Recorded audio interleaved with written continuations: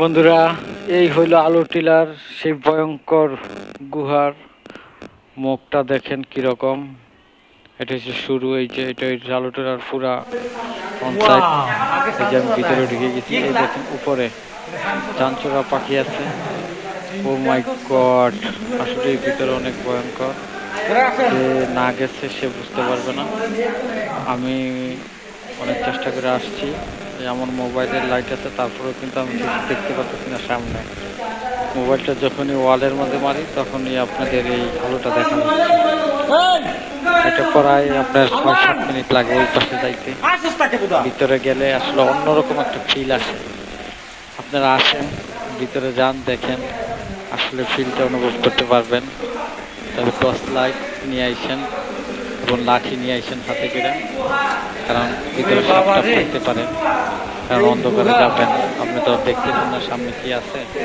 সাপ টাপ থাকলে ফুস করলে কিছু থাকতে চলে যাবে।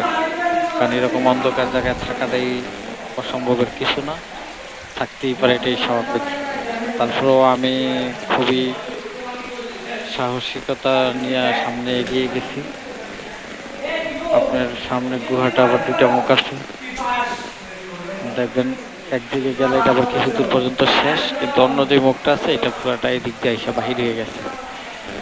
আসলে না, আবার ধীরে ধীরে ঝর্ণাও আছে, এই যে পানি ওই পার থেকে এদিকে আসতেছে, এটা আপনারা অনুভব করতে পারবেন। এই যে আমি মনে হয় এখন মনে হয় যে না না না, এন আরো অন্য লাইট আসছিল, তো এই জন্য একটু বেশি আলো দিচ্ছে।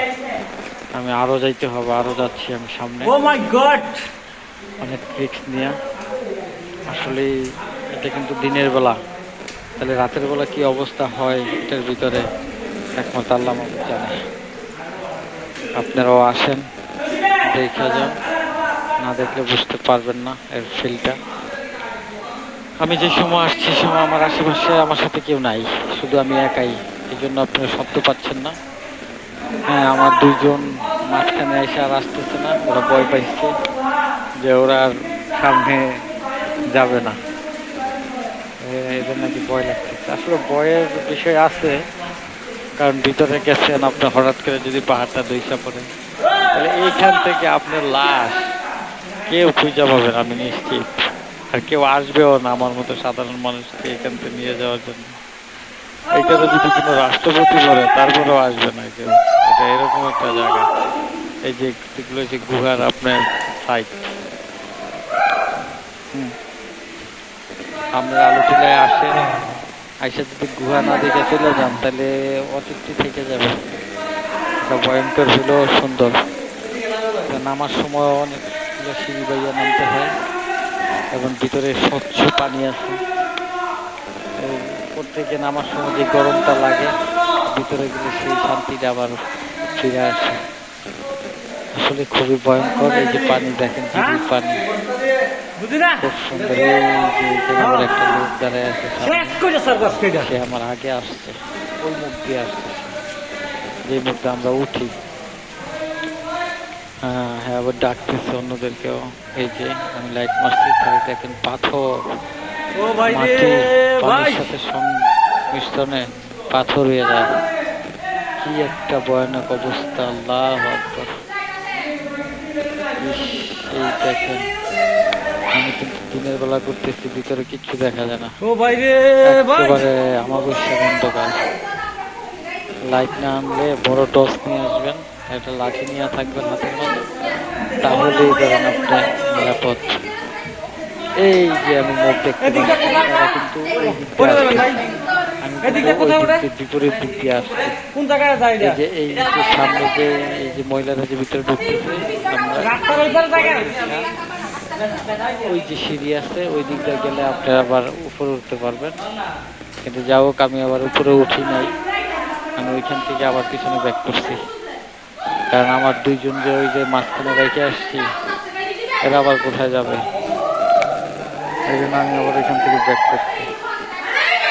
এই যে আমি আবার উল্টা পথে চলে আসতেছি, এই দেখেন। কিন্তু পিছনে আবার আমার দেখা দেখি অনেক মানুষ ভিতরে ঢুকছে, অনেক এখানে অনেক মানুষ ঢুকতেছে, জাম করে ফেলছে। একা কেউ আসবেন না, দয়া করে। ভিতরে সাপ অথবা ভীতির একটা অনুভূতি হতে পারে। যাদের হাত দুর্বল আছে, বয়স্ক লোক, তারা আসবেন না, দয়া করে।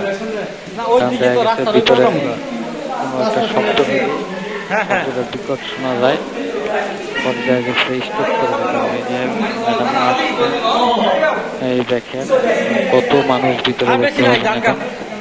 সবাই লাইট জ্বলে আসতেছে, তো এই দেখেন বাইরেও আসতেছে, যাচ্ছে। এই যে এক ভাই, এই যে ভাই একটা যাচ্ছে, এই যে আরো লোক আসতেছে, মাঝামাঝি চলে আসছে তারা। আমি আস্তে আস্তে যাচ্ছি, কিন্তু রাস্তাটা তাই আপনার কভার করা যায় না, একজনই আসা যায়, একজন দাঁড়ায় থাকা যায়। বিদায় আমি সামনে গিয়ে কিন্তু দাঁড়ায় দেখতে পাবেন না, হাত ধরা দেখলাম কি অবস্থা। এই যে দেখেন মানুষ বলে যে জুতা ছাড়া আসা লাগবে না, জুতা নিয়ে আসতে লাগবে, সমস্যা নাই। কাদা পিছল না, এই কাদাটা পিছল জাতীয় না, বিদায় জুতা নিয়ে আসতে হবে। এই যে আমার কাঙ্ক্ষিত আরমান,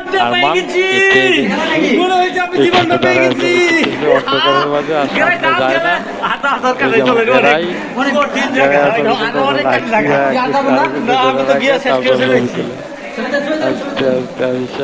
ও ভাই রে